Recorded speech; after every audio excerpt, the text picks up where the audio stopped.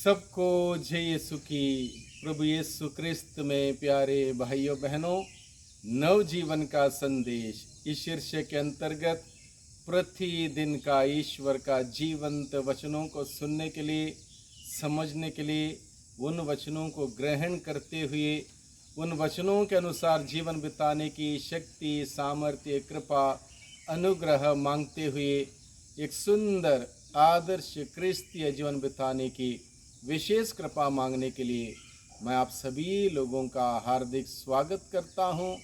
आज जुलाई की 3 तारीख है, बृहस्पतिवार का दिन है और आज का दिन हम सभी भारतीय कलीसिया के लोगों के लिए बहुत ही खास दिन है, विशेष दिन है, क्योंकि आज के दिन में हम सभी हमारे भारत के संरक्षक संत थॉमस का पर्व मनाते हैं। संत थॉमस जो प्रभु के प्रेरित रहे, प्रभु के साथ रहे, प्रभु को बड़े नज़दीक से उन्होंने देखा, प्रभु को सुना, प्रभु के कार्यों को देखते हुए प्रभु का गहरा अनुभव किया और उसी अनुभव को साझा करने के लिए वो हमारे भारत देश आते हैं।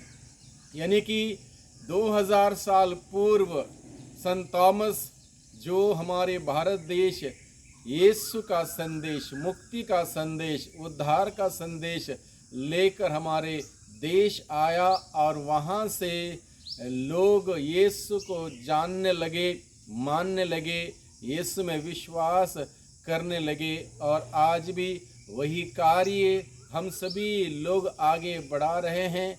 अपने जीवन के द्वारा, अपने रहन सहन के द्वारा, अपने व्यवहार के द्वारा प्रभु का संदेश, प्रभु का सुसमाचार हम सभी फैला रहे हैं।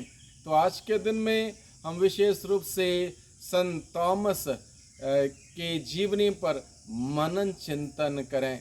संत थॉमस के बारे में जब हम लोग सुनते हैं या पढ़ते हैं, सबसे पहली बात हमारे मन में आती है वो अविश्वासी व्यक्ति, डाउटिंग थॉमस, अविश्वासी व्यक्ति के रूप में हम लोग उसको देखते हैं। नहीं, अविश्वासी थॉमस नहीं, बल्कि एक गहरा विश्वास का उद्घोषणा उसने की है जब उसने कहा, मैं उस प्रभु को मेरे आंखों से देखे बगैर, हाथों से स्पर्श किए बगैर मैं विश्वास नहीं कर सकता। उसके बाद जब प्रभु यीशु मसीह उसको दिखाई दिए, उसने यीशु को देखा, यीशु को स्पर्श किया, यीशु को अनुभव किया और उस अनुभव को इस प्रकार से वो साझा करते हुए बताता है, मेरे ईश्वर, मेरे प्रभु, my Lord and my God, मेरे ईश्वर, मेरे प्रभु। उस यीशु को उसने अपना व्यक्तिगत पर्सनल सेवियर के रूप में, व्यक्तिगत मुक्तिदाता के रूप में स्वीकार किया।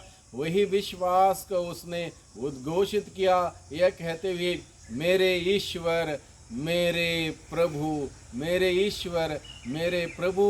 ये मामूली बात नहीं, बड़ी गहराई की बात है। और इस अनुभव तक पहुंचने से पहले उसने सत्य की खोज की, सत्य की खोज करते हुए उसने इस अनुभव को हासिल किया। इसलिए संत थॉमस ना केवल अविश्वासी था, बल्कि विश्वास की गहराई में पहुंचा। उस विश्वास की गहराई का अनुभव हम सबों के साथ साझा करता है, क्योंकि वो सत्य की खोज में था। हम सबों को ज़रूरी है कि हम सभी सत्य की खोज में निरंतर लगे रहें, उस ईश्वर के सत्य के मार्ग पर चलें, उस सत्य को स्वीकार करें, उस सत्य का जीवन जिएं। सत्य हमें आज़ाद कर देगा। इसलिए हम लोग देखते हैं संत थॉमस के जीवन में ना केवल उसके अंदर एक जिज्ञासा थी सत्य की खोज करने की, सत्य को जानने की, मानने की और विश्वास करने की,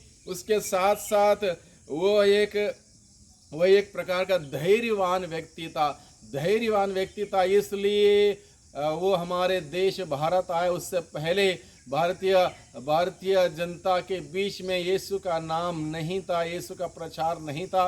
उसने यह हिम्मत की, यह साहस किया, बड़े धैर्य के साथ प्रभु यीशु मसीह में विश्वास करते हुए प्रभु के बल पर विश्वास करते हुए बड़े धैर्य के साथ हमारे देश आए और बड़े हिम्मत और साहस के साथ उसने प्रभु का सुसमाचार का प्रचार प्रसार किया। इतना आसान नहीं था प्रभु का संदेश सुनाना, और उसके लिए उसको बहुत सारी कठिनाइयों का सामना करना पड़ा, बहुत सारी चुनौतियों का सामना करना पड़ा उसके, और आखिर में अपनी जान उसको कुर्बान करनी पड़ी। फिर भी वो पीछे नहीं हटा, विचलित नहीं हुआ, बुलंद इरादों के साथ उसने प्रभु का संदेश, सत्य का सुसमाचार हमारे देश में उसने फैलाया।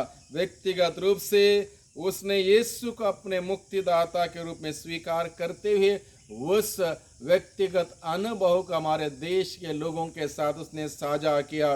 बड़े विनम्रता से भरा हुआ यह व्यक्ति, बड़े विनम्रता से उसने यीशु का अनुसरण किया। यीशु ने सबसे यही कहा, मुझसे सीखो, मैं स्वभाव से विनम्र और विनीत हूँ। बड़े विनम्रता से उसने प्रभु का अनुसरण किया और उसी विनम्रता से प्रभु का संदेश का प्रचार प्रसार हमारे देश में किया। विशेष रूप से हम आज के पहले पाठ में देखते हैं, जो कि प्रेरित चरित्र अध्याय 10 पद संख्या 24 से 35 का प्रसंग है। उसमें मुख्य रूप से हम इस बात को देखते हैं, ईश्वर किसी के साथ पक्षपात नहीं करता। ईश्वर किसी के साथ पक्षपात नहीं करता।